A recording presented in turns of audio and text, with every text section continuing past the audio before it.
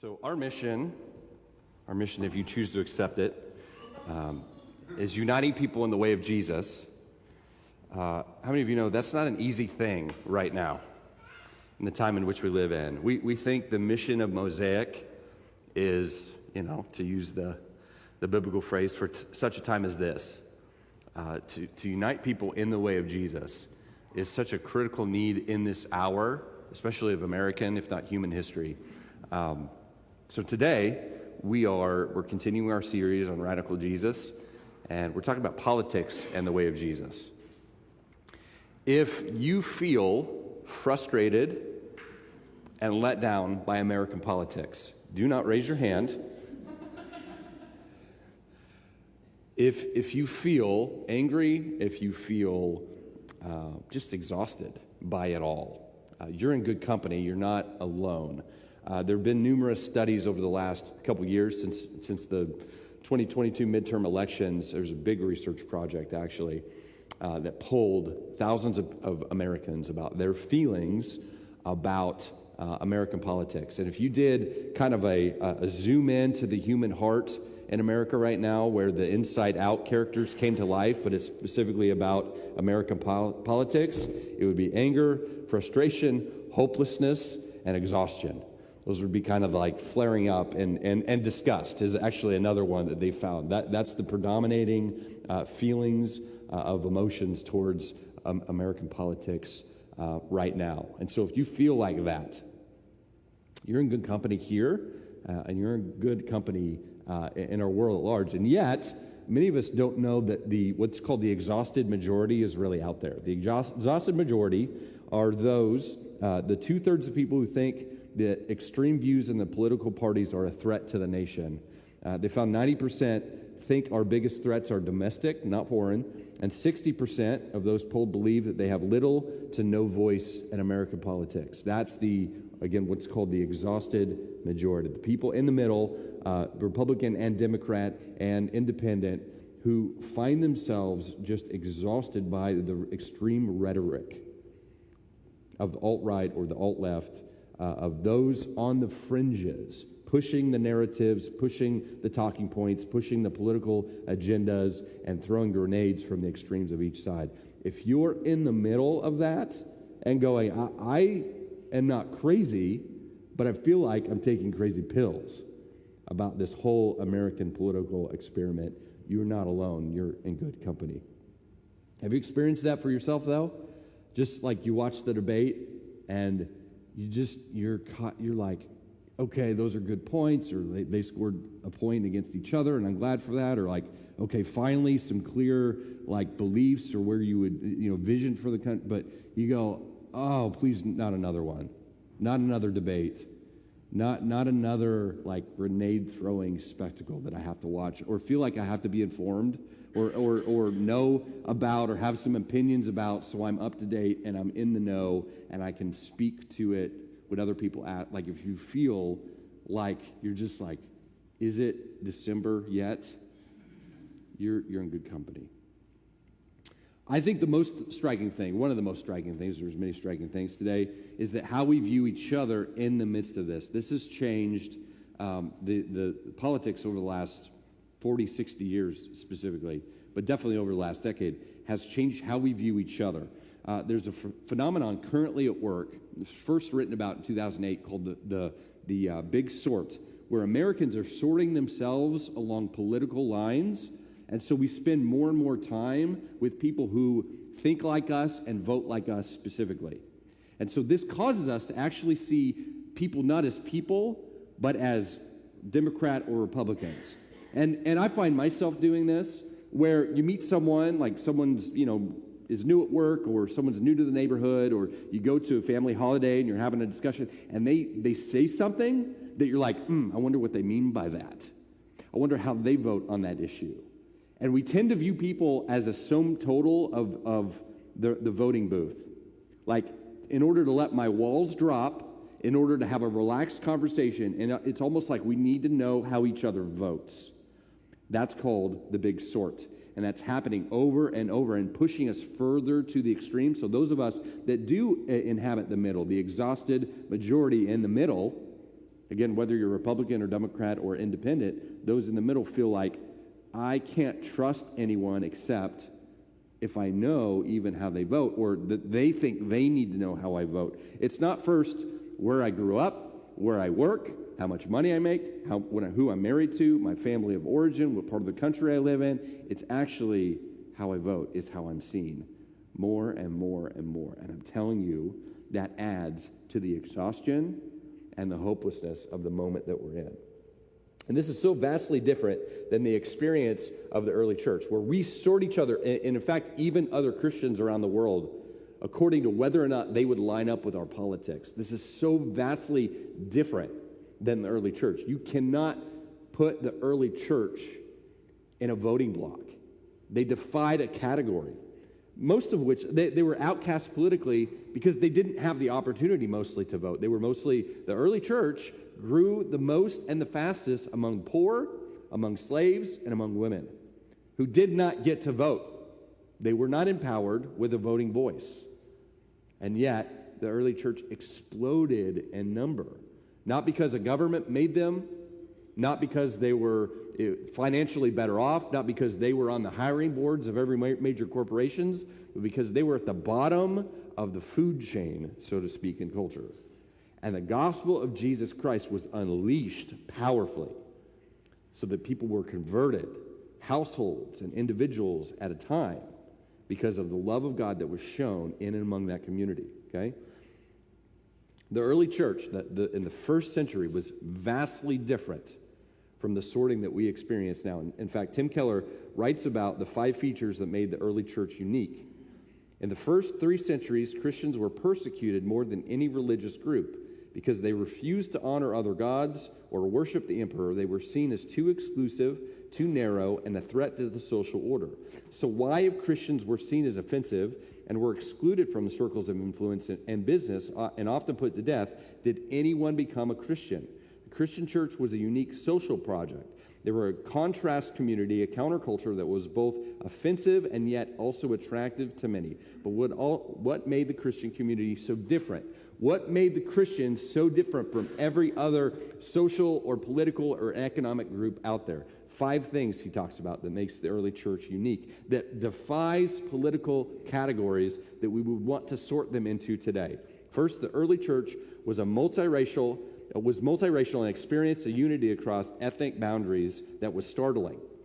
The description of the church of Antioch in Acts 13 is one example of this. Throughout the book of Acts, we see remarkable unity among people of different races. And Ephesians 2 is a testimony where Paul talks about bringing Gentiles and Jews together and destroying that dividing wall of hostility. It's a testimony to the importance of racial reconciliation as a fruit of the gospel among Christians. 2, the early church was a community of forgiveness and reconciliation. So as I said, Christians were often excluded and criticized, but they were actively persecuted, imprisoned, attacked, and killed. Nevertheless, Christians taught forgiveness and withheld retaliation against opponents. In a shame and honor culture in which vengeance was expected, this was unheard of. Christians didn't ridicule or taunt their opponents. They let alone repay them with violence. The early church was famous for its hospitality to the poor and suffering. While it was expected to care for the poor of one's family or tribe, Christians' aid given to all poor, even of other races and religions, as taught in Jesus' parable of the Good Samaritan, was unprecedented. During the urban plagues, I think this is fascinating. When the plagues broke out, Christians didn't flee the cities, but stayed and cared for the sick and dying of all the groups, often at a cost to their own lives. For the early church was a community committed to the sanctity of life. It wasn't simply that Christians opposed abortion. Abortion was dangerous and relatively rare. A more common practice was what was called infant exposure. If an infant was unwanted, it was set out by the dump or outside the city gates and died of literal exposure to the elements. Christians came and adopted these infants, adopted these babies into their own homes, fed and cared for them as if they were their own.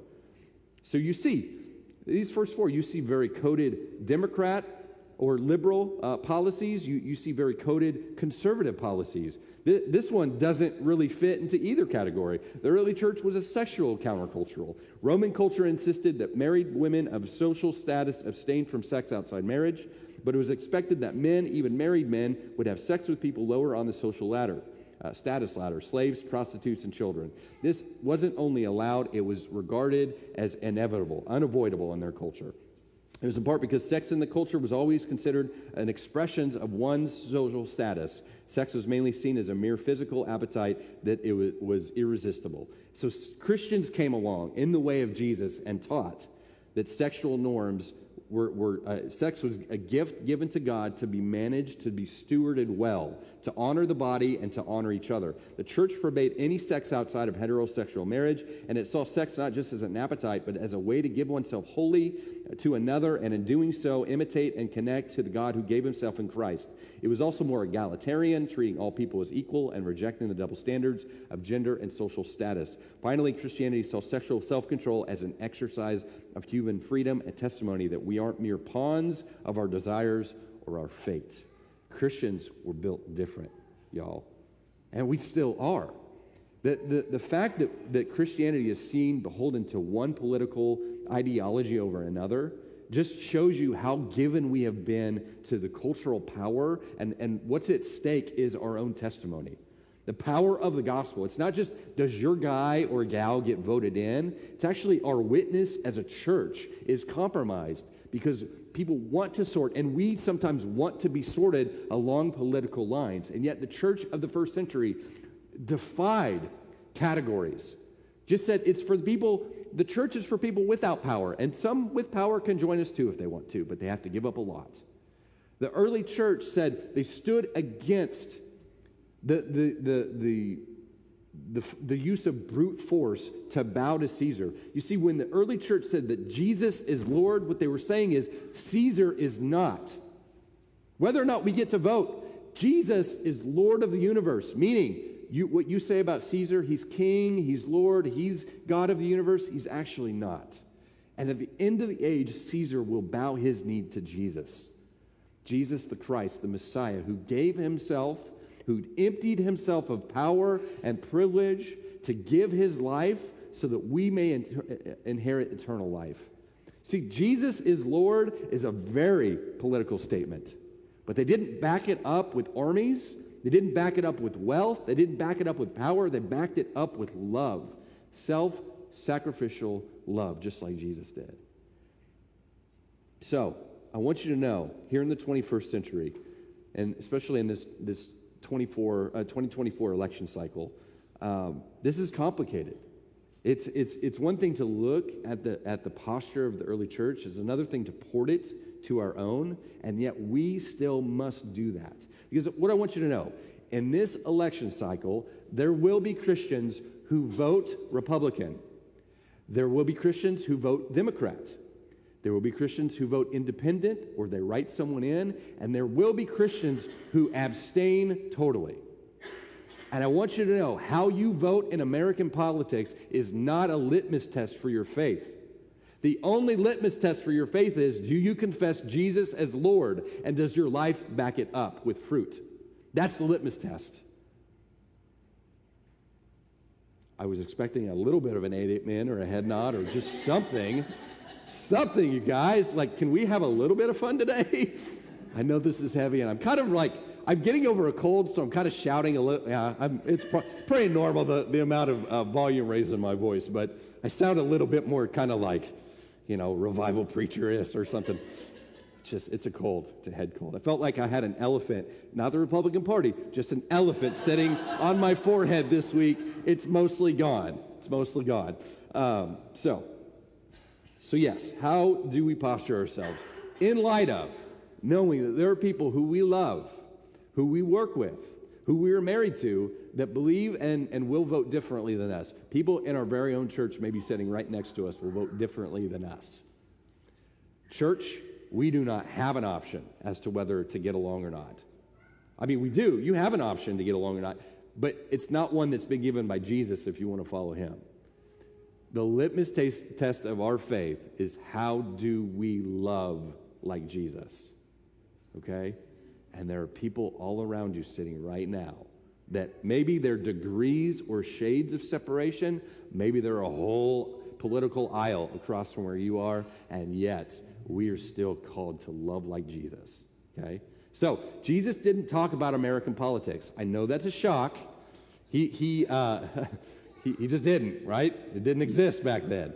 But there are things that he was asked that does inform our political posture, and we can port that into how we carry ourselves in this day and age, okay? One of these times is in Mark chapter 12. So we're going to turn there, and just recognize, like I mentioned last week, Jesus was thrust into the middle of political tensions. He lived in Israel that had been overtaken by the Roman army. Actually, for the previous 400 years, 500 years almost, Israel had been dominated by a foreign army and a foreign government. Jesus grew up right in the midst of that tension, people wondering, how do we live our life as God's special people, given Abraham was given the gift, the blessing of a family that would bless all the other nations of the earth. God has picked us from among the nations to be his special treasure, and we are undefeated, except we're not living in that realized vision of a golden age of Israel.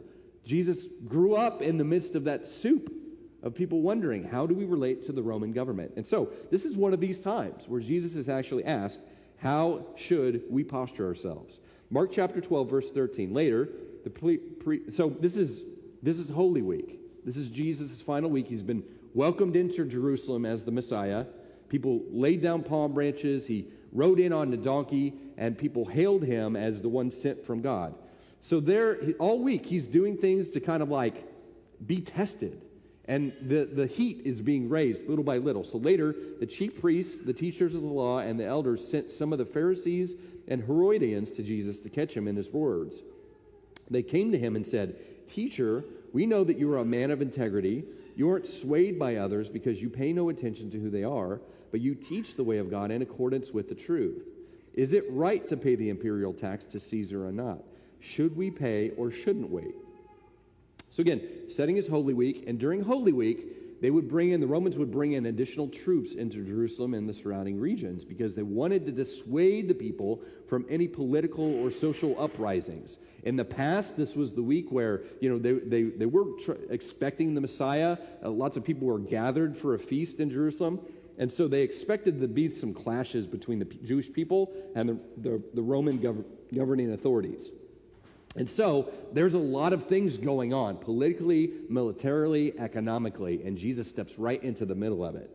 And conspiring forces that usually don't get along are coming together to test Jesus, right? The teachers of the law, the elders, send two specific groups, the Pharisees and the Herodians. The Pharisees are the moral fundamentalists, like everything, every law given by God has to be kept perfectly and according to our standards, so God will bless our nation. And the Herodians were seen as sellouts because they supported Herod, who is this puppet governor installed by the Romans.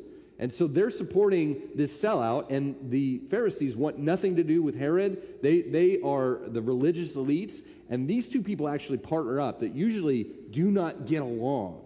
And they go and they test Jesus, and they begin with some flattery. They tell him, we know you teach things with truth. So anything that we're going to ask you that you give us an answer to, it's what you really believe. There's no manipulation. There's no, couching things in terms. There's no self-serving nuance.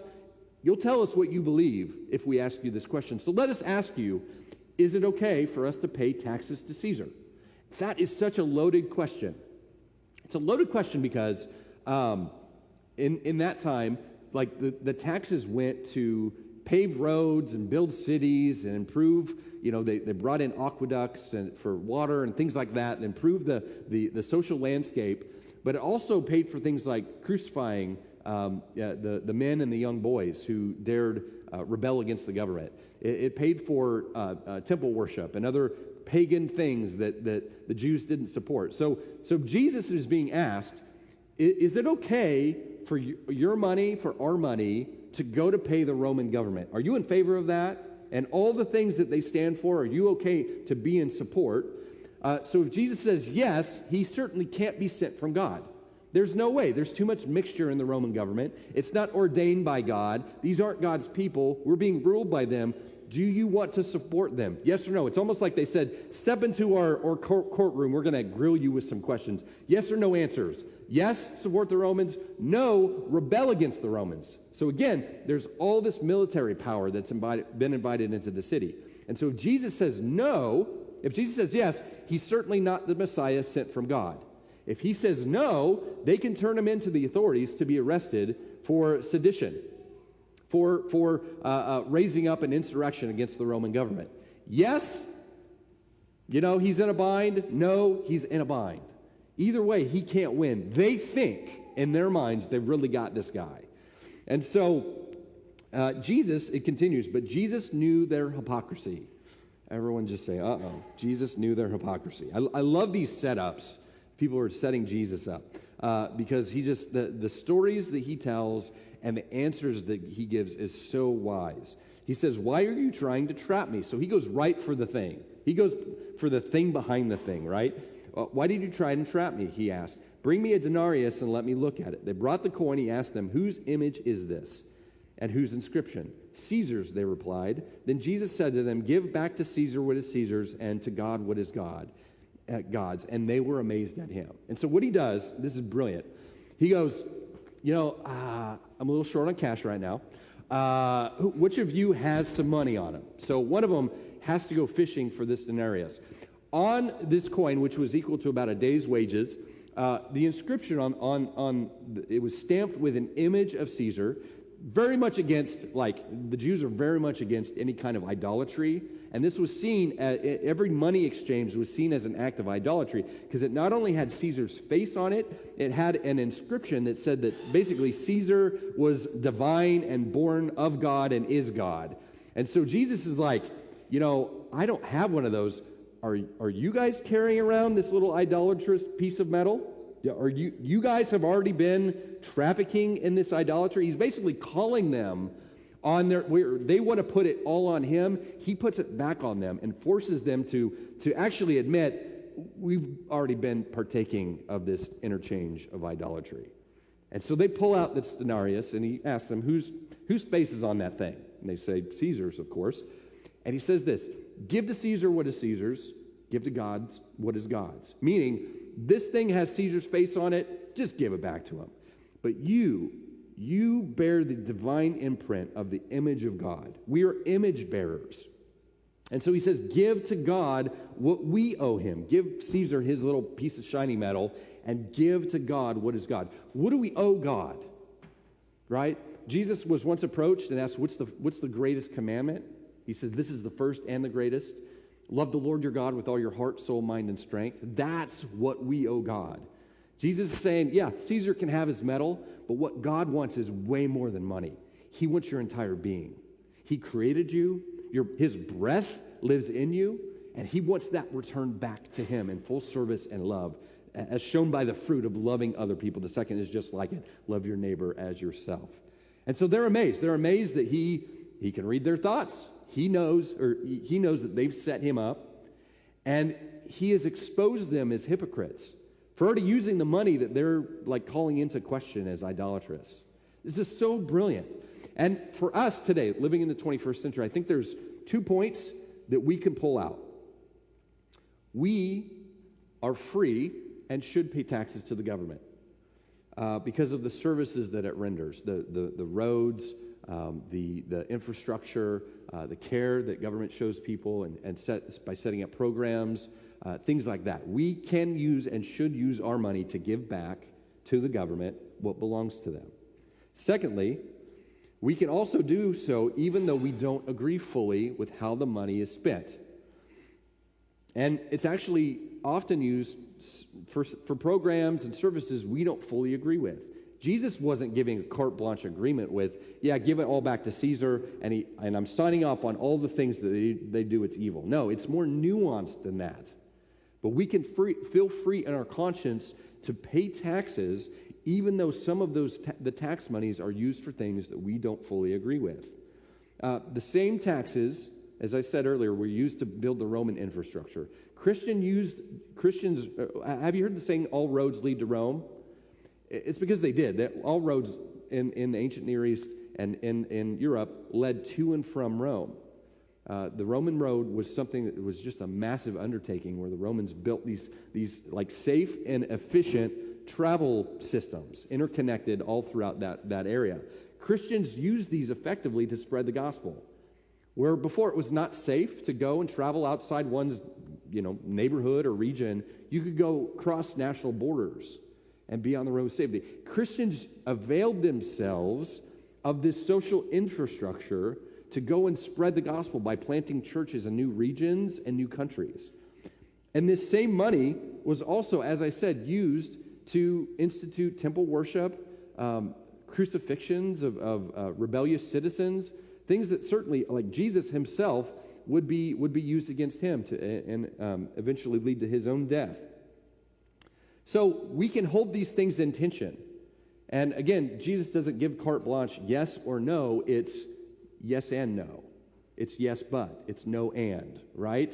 And that leads into how do we apply this today? The first thing, to engage thoughtfully, politically, right now that we live in, the first thing I would just want to tell you is that Christians can have a support challenge posture towards the government and its leaders.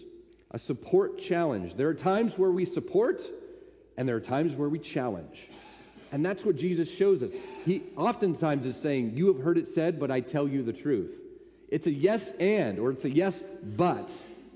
And Jesus allows us to have that same posture where there are things that we can support and get behind, and there are things that we stand firmly against and challenge.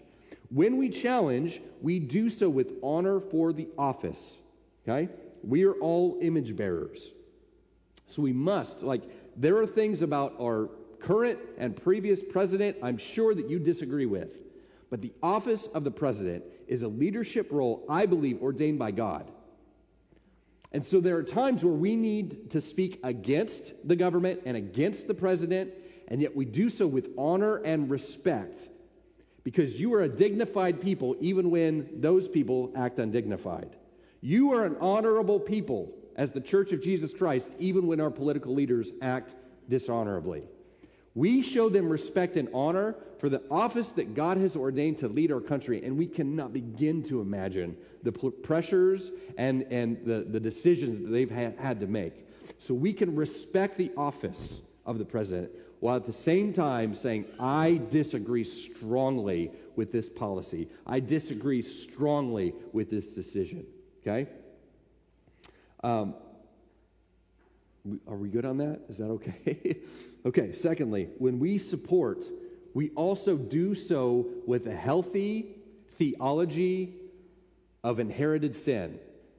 When we support our political leaders, we also do so knowing that no one is Jesus, no one is perfect, so no one has all the answers. So even when we agree with them, we do so with a little bit of humility and hopefully a lot of humility and a little bit of hesitancy, because I think every one of our leaders is one bad decision away, from losing our. That's an overstatement. You get what I'm saying is you are never going to agree 100% with everybody, because nobody is Jesus. Nobody has 100% truth and perspective on each and every measure. So no one is worthy of our full support. It's always a yes, but. It's always a yes, and, right? No one, and I'll also say this, no one, even if they line up 99% of the time with you or you with them or whatever it is, no one is perfect, and no one should ever be put on a pedestal and made into an idol. No one, that's the thing about putting people on pedestals, is they're always going to fall and let you down. And then we tend to attack those that have been put on pedestals. No one is above critique, and no one certainly is above accountability. So even though you have a preferred way of voting or a preferred way of policy creation, we do so with a healthy dose of they're still mortal people, capable of failure and mistakes, just like me. And so there's no one I feel 100% great about. I've lived too long on this earth and watched too many political cycles to go, that's my guy, that's my gal. And I go, 4 years later, it's no, what? Why are you saying that? That's so dumb, right? So, anyway. So, we take a support challenge posture with government and leaders. Secondly, I think we need to put less stock in changing people's minds. I love me a good meme. I like to think I'm a connoisseur of funny memes. But I'm telling you, and they're just fully capable of like witty humor and oftentimes sarcasm. I like me a good meme. I don't know that anybody's perspective has ever changed with a meme. Like, I don't know sharing something on social media meaning to score points. And you know how we do. We have one heated conversation, and you post a meme, and it's mostly directed at that person that you know is watching your feed now, and you kind of score the point on them.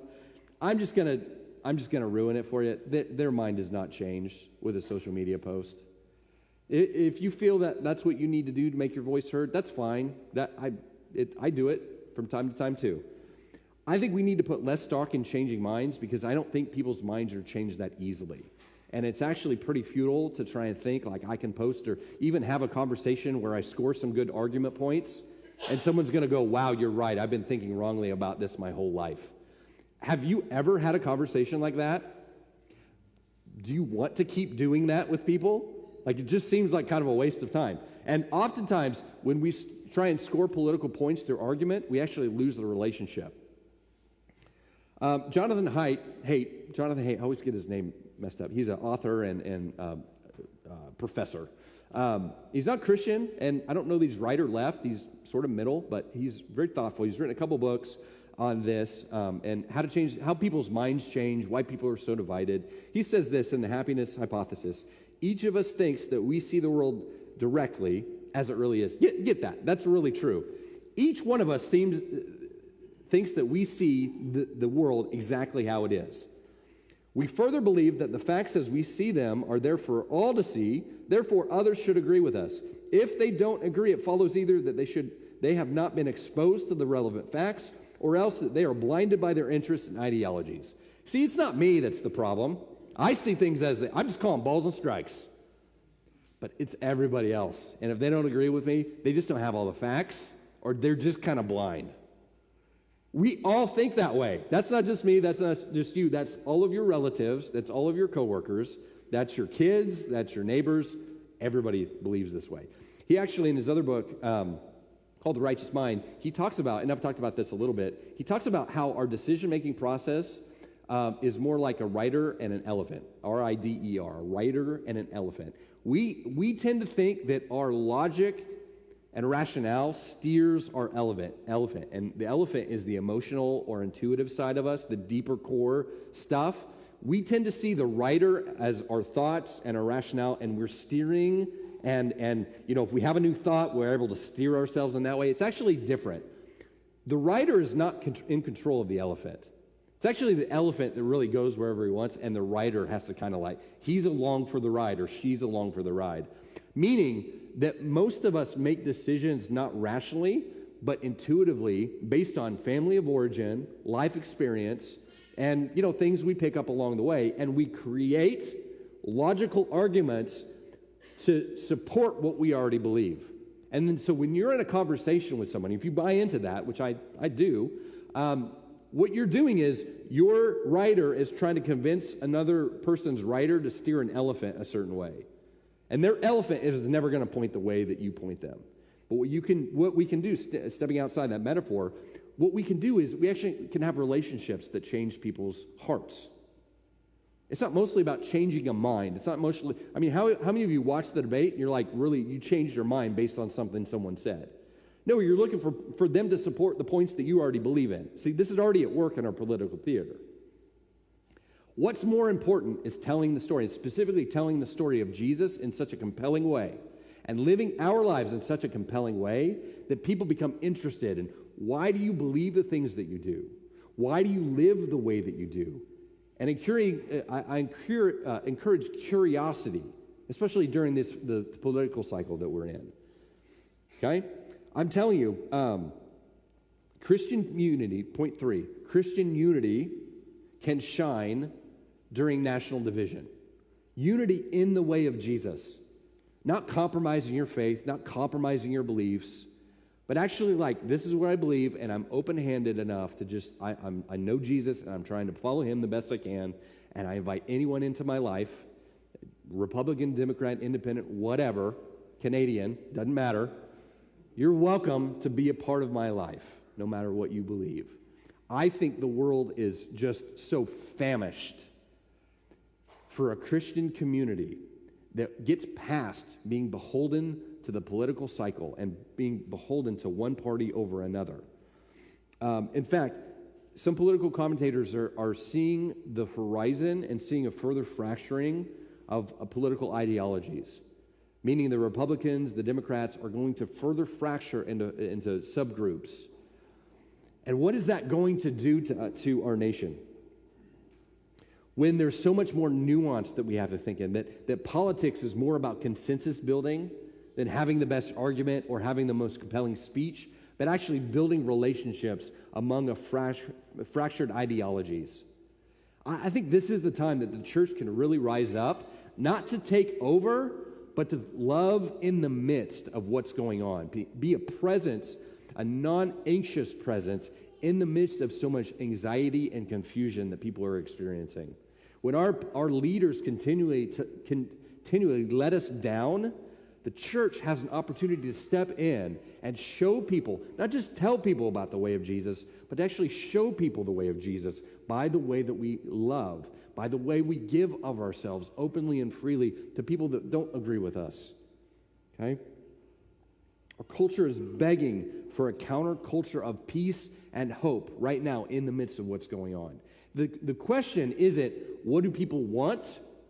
The question is, are we going to rise up to serve and to love and move past our political preferences? I'm not saying don't be vocal. I'm not saying don't care, don't pay attention. I'm saying what is most important to you? That the right person gets elected from your point of view, or that the mission of Jesus, the gospel, where people are reconciled, welcomed back into the Father's home. What is more important? Because I think the political theater right now has set us against each other so that our mission is compromised and does not have the power it once did. Okay? And then finally, how to engage thoughtfully.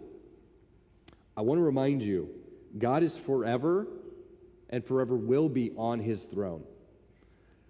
God is not biting his fingernails over American politics. He is not worried about the results. He already knows them. He has already made peace with them. He's already decided to be sovereign over American politics and over the world stage too. God is still on the throne, and he's fully at peace, and he knows how his story will end. Okay? Revelation 4, verse 2. And, we sang about it today. We sang about he's on the throne. He's in charge of everything. Revelation 4, 2. At once I was in the Spirit, John writes, and there before me was a throne in heaven with someone sitting on it. And the one who sat there had the appearance of jasper and ruby. A rainbow that shone like an emerald encircled the throne. Surrounding the throne were 24 other thrones, and seated on them were 24 elders. They were dressed in white and had crowns of gold on their heads. From the throne came flashes of lightning, rumblings, and peals of thunder. Each of the four living creatures had 6 wings, was covered with eyes all around, even under its wings. That's weird, I know. Day and night, they never stopped saying, Holy, holy, holy is the Lord God Almighty, who was and is to come. The God who was, the God who is, and the God who is to come, he's doing okay as it relates to American politics. When you lose your hope and you lose your peace, just know there is 24/7 worship going on before the throne of God. No one is freaked out over who's getting elected. I know, I don't mean to bypass the anxiety and the pressure that we all feel because of the economy, because of world wars, because of the border, because of all the things that are happening. This whole series is actually acknowledging those different points of what is causing division. But I want to tell you, as it relates to American politics, God is on the throne, and it's his story that is the most important story. When you lose your peace and you lose your hope, and when you're in danger of losing out on a relationship, a friendship over politics, I want to remind you that God is on the throne, and it's going to be okay. It really will be. I don't know how it's going to be okay, but I do know with full faith in God that it will be okay. You will be okay. Your family, your loved ones will be okay. And again, I want to tell you, being a Republican or a Democrat, being an independent or abstaining altogether is not a litmus test for faith in Jesus Christ. American politics is not a litmus test for faith in Jesus Christ. Do you believe in your heart? Do you confess with your mouth? And do your actions line up with that belief? That is the litmus test of having faith in Jesus. Period. Okay? So, what does this look like? I just want to ask the question. I'm going to have the worship team come on up in the communion servers. What does it look like for us, for you, to engage in politics with peace and hopefulness? With peace and hope. That's what I want for us. And I don't know what it looks like individually, but for us, it's always about choosing relationship. It's always about pushing through the difficult conversations to go, but we still follow Jesus together, right? And I'm just telling you, our world is begging for renewed expression of faith in Jesus, where our faith lines up with our actions and we actually love like Jesus. Jesus, just ending on this, when you stand with me, ending with this, Jesus intentionally chose people from different backgrounds to be on his inner squad. He chose a tax collector. He chose a revolutionary. He chose foul-mouthed fishermen. And he put them on his inner circle to learn how to love and follow him in the midst of these disagreements. Social, economic, political disagreements. Jesus didn't ignore them, but he invited people closer to be right there on his inner circle, to figure it out alongside with him. And that same power, that same presence is absolutely available to each and every one of us as we're trying to figure out how to love our neighbor and serve each other and not be divided by the culture that so badly wants to sort us and label us and dismiss us. So what does it look like for you to engage thoughtfully with peace and with hope? That's what I want us to land on today.